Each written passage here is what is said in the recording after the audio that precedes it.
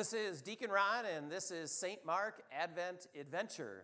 And today is Wednesday of the first week of Advent.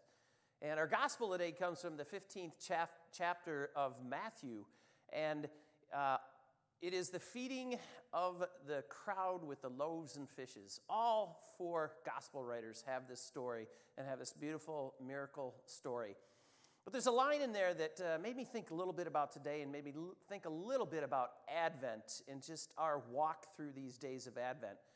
And towards the end, after he had blessed the loaves and the fishes and they distributed them and they fed them to everyone, at the very end of that, in the Gospel of Matthew, it says that they all ate and they were all satisfied. They all ate and they were satisfied.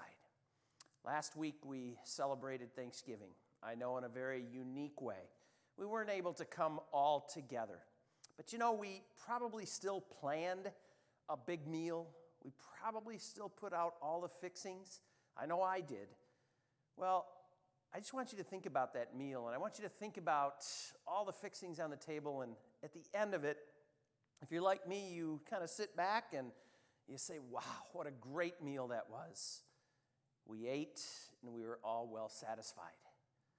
Well, I want you to think about what you're going through Advent right now. I've always said that Advent, and also like Lent, is almost like a gift to us that our church gives us. An opportunity to fill up just a little bit more on God's Word, the good news, so that it fills us up and it satisfies us. It carries us through each day. I want you to ask yourself, what are you doing right now to fill up on that good news and to let it sustain you and just carry you through those difficult and challenging times? Advent gives you that each day. Pray a little bit more. Maybe open up scriptures a little bit more. Maybe open up that reflection book. But fill up on that good news that God is giving us, that Jesus is giving us, so that it can help us walk through each day of Advent. Just remember that. He provided it to them.